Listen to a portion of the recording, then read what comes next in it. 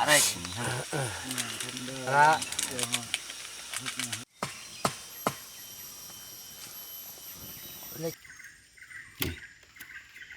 ใส่แบบนี้สะดวกสบาย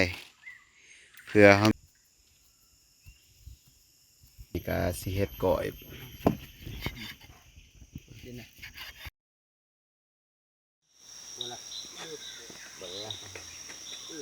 ท่วมลูก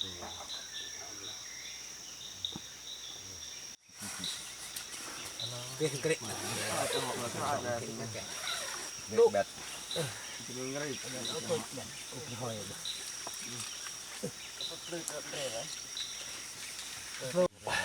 อะไรเดอะมั่วนั่นเขาโดดนะเหลวตอนนี้เป็นบรรยากาศตอนเช้านะทุกคนนี่เลยแต่ละคนก็ได้ตื่นนอนแหละพากันนึ่งเขาต้มน้ำกินกาแฟป้าหัวหน้าเพิ่นใส่เสียดายเมื่อคืนนี้หนาวเพิ่นบ่ได้ถือผ้าห่มมาทุกคนเลย บาดเมื่อฮอดเฮือนนี่ตุ่มพะห่มคาคนโลดอันนี้เอาได้ไตไฟเพราะว่ามันบ่จะแจ้งปานใดอันสะพอนนึงจะปิดจูเลี้ยงนึงไปกินแต่ละคนก็นั่งกินกาแฟทุกคนนะก็ได้กินดีชัวเนื้อในไอจินดีแกแล้วก็ในใครจีจ้าไม่อันทายพอจะเรียนหรอในเนี้ยไปอีกทีนึงเลยทีมงานเฮานี่แต่งกินไม่แต่ใส่แต่คนเฒ่าคนแก่ทุกคนเลย ส่วนคุณนุ่มมันนั่งอยู่ซื่อๆอันนี้ก็นี่เห็นบ่เจ้าจุนเด้อเดี๋ยวเดี๋ยวบ้านตุกนั่นแหละนั่งเลยเดี๋ยวบ้านตุกเนี่ยไปหัวอัมชาปอนที่อันจะลุ่มเด้อ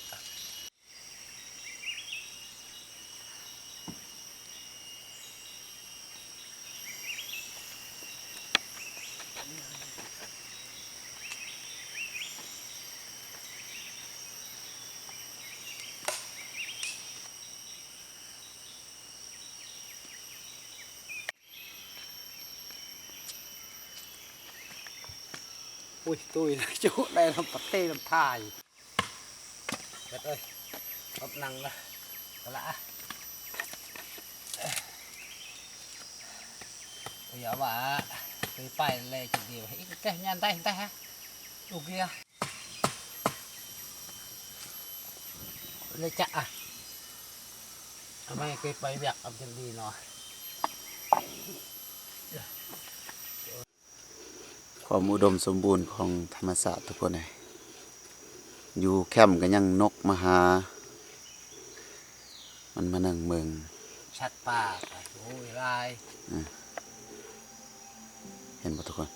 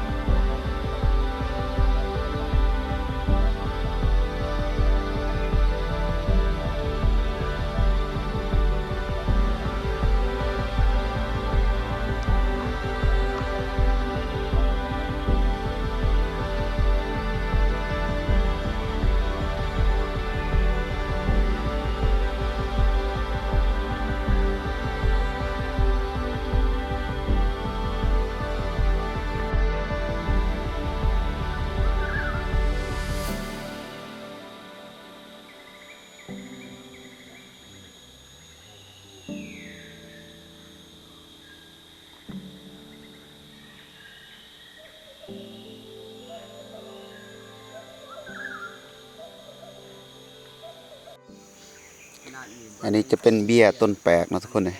พี่นี่หัวหน้าเพิ่นสิเอาเมื่อปลูกนี่ทุกคนเบิ่งใบงามงามขนาดนี้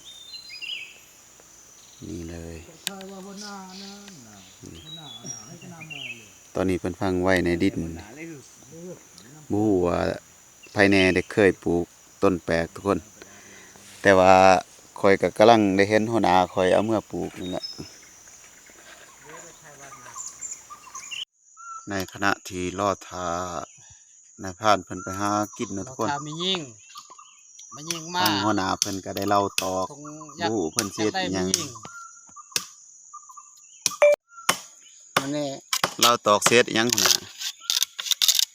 เฮ็ดไม่ยิ่งใช่ เพิ่นสิเฮ็ดกับของเนาะทุกคน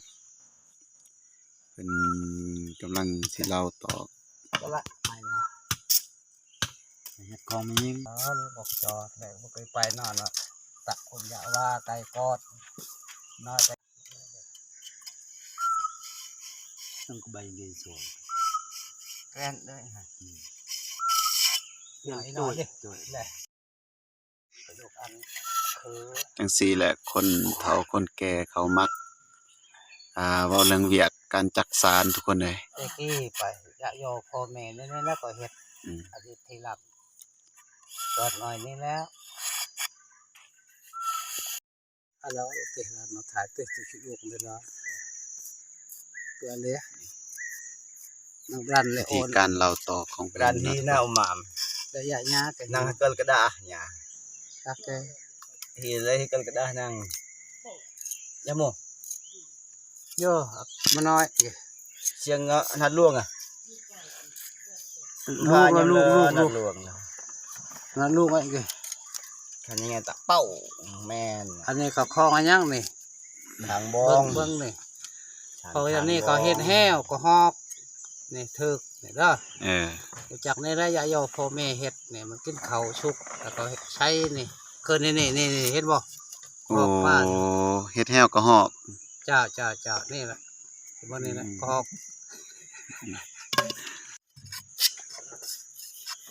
ก่อนที่เฮาจะสานนะทุกคน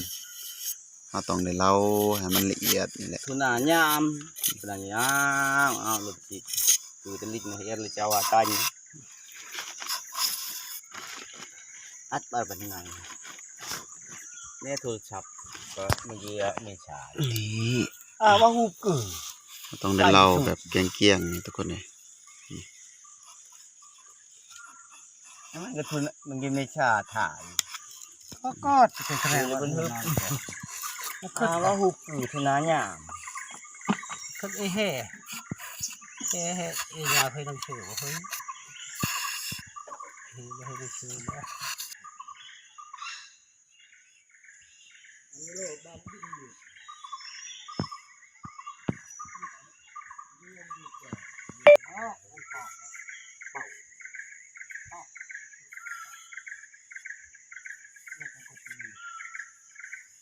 ตะเบิ่ม นี่เลยทุกคนหลังจากเพิ่นเล่าตอกแล้วเพิ่นก็เริ่มสานบ่เคยเห็นหมู่สานกระของทุกคนไป Nah, cara bapak saya kan bau duk abet begini. Sok pak. Pengkekap. ย่อซีบ่ Bau baik kuat itu tak bin sok bin kai. Ya kai anot ot. Ini Salman. นี่ทุกคน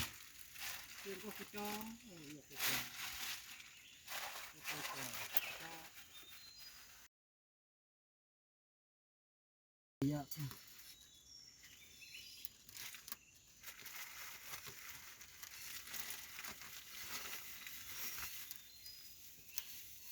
Nang lai mọi bệnh luôn đấy ơi.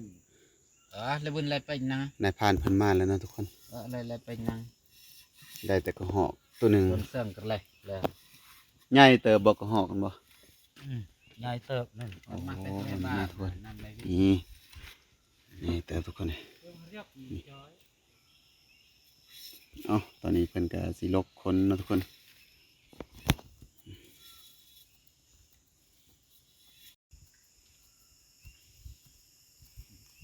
สิเฮ็ดลาบบ่หรือว่าเฮ็ดแนวใดนี่ นี่บ่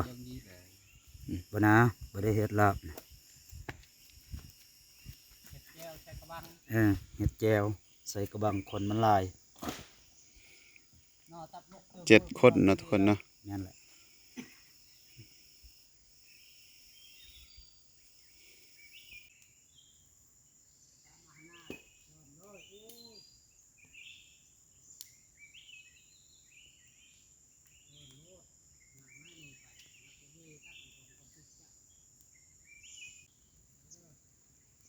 อันนี้ก็คือกองไฟอยู่นอกแคมป์เนาะทุกคนที่เพื่อว่านายพรานเพิ่นมาจะน้อยถ้าโศกมานก็เฮาก็สิได้ใส่กองไฟตัวนี้เนาะทุกคน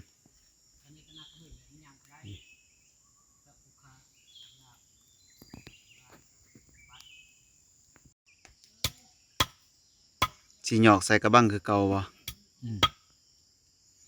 พอได้ปั้นข้าวเช้าจักหน่อยเนาะทุกคนเนาะ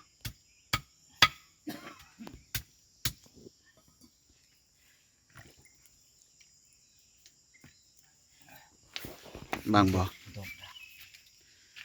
นี่เลยทุกคนพี่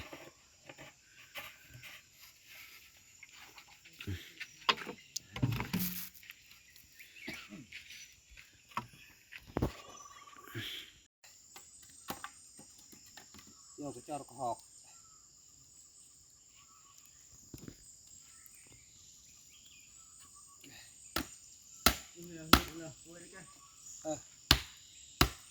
เราไป เฮ็ดอีหยังนี่พ่อน่ะ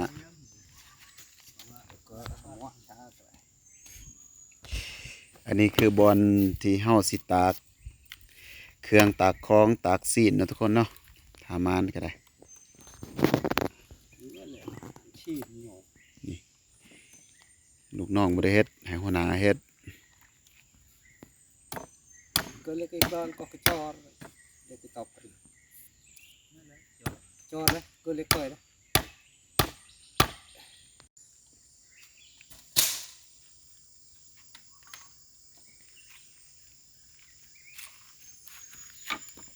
นี่คนมันดุ คนโคเชีย บ่ได้คือองค์ขี้คร้าดน่ะเด้อ อันนี้แหละทำโคเชีย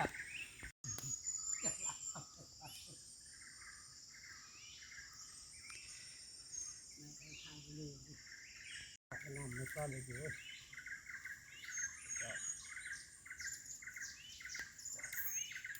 นี่เนาะเฮาสิเอาแผ่นตัวนี้มาใส่ทุกคนเลย อะไรก็ยักน้ำ นี่นี่ ก็ยักน้ำท่า นี่เด้เพิ่นกำลังสิย่อใส่ทุกคน อันนี้ นี่ปรับหมาก10เลยทุกคนเลยนี่ใส่ยังบ่ซื้อนี่ใส่แบบนี้สะดวกสบายเพื่อเขามีกระหอกกระแตเขาอยากย่างแหงเนาะทุกคนเขาก็ใส่ในนี้แหละนี่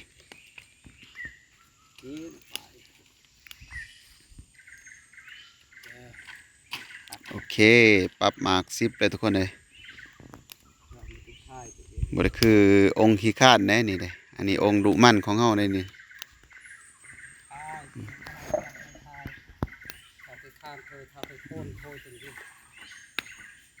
เราก็ยังสิได้ดำเนินต่อ เราเอาตัวจะแก่แบบอันนั้นเอ๊ะ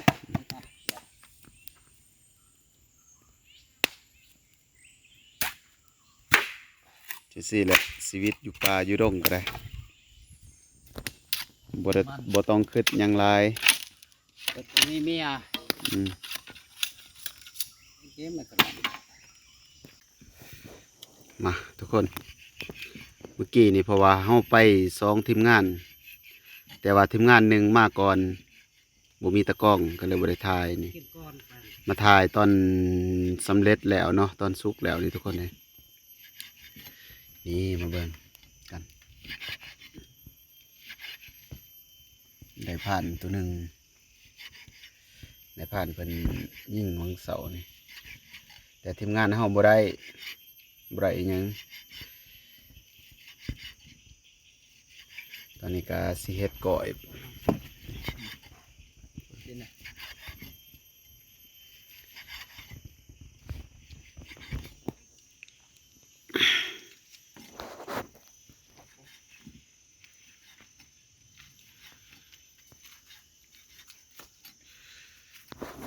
ส่วนอันนี้จะเป็นเครื่องในเนาะทุกคนเนาะ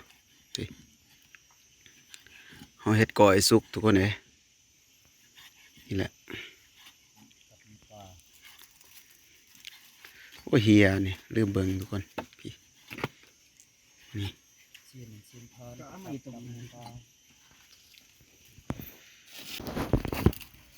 นี่เลยทุกคน ไม่ปวด ลองกินแบบตับสุกนี่สิ น่าดอยเลยทำไม ชอบ น้ำมันหนอนโล สุดยอดทุกคนเลย เนาะอะไรอยู่อ่ะกินได้เลยบ้านน่ะ ไปนะ ไปน่ะ มันจะไอไปอ่ะ ไป เยอะนะ นะอยากจะ น่าจะไปเอาตันละ เดี๋ยวเลย รุ่นยอดทุกคนนะปลาโซรุ่นเถื่อ นี่นะ อ้าว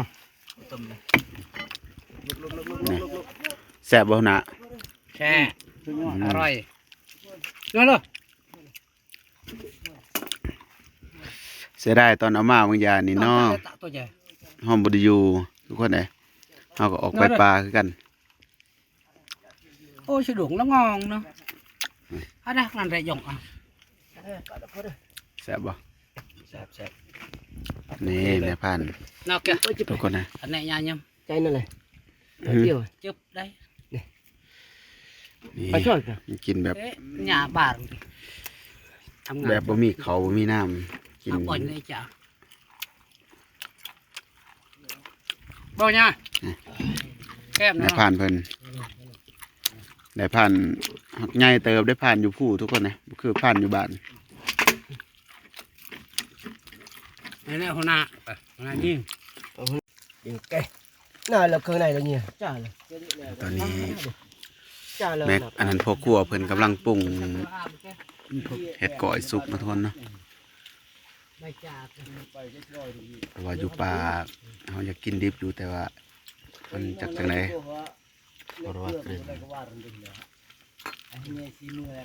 อันตีว่า เอาขาลงไป เดี๋ยวจะยาวเปลือยเดี๋ยว เดี๋ยวนะนี่เลยทุกคน chăm tuần cắt tuần ngang thôi mà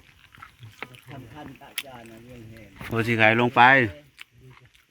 ก่อนอับนี อืม ตะจาน ส่วนนี้ครับปิ้งตับทุกคนกินแบบจุใจ อับดีตะสำคัญที่ไม่เห็นเลยตัวอันนำนะ อืม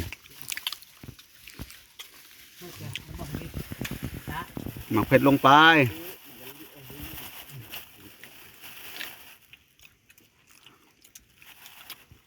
โอ้เสียดายเผ็ดโบราณไปไหน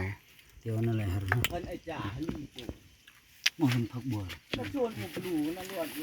ตะ cái nơi cái phải hình แกว่า มา ตอนนี้กับเป็นเวลาพอดีเนาะทุกคนหิวเขาวพอดี ก็เลยมากินเขาวก่อน อาหารก็เป็นอาหารดีๆอยู่ทุกคนเลยนี่นี่เลย เจ้าเป็น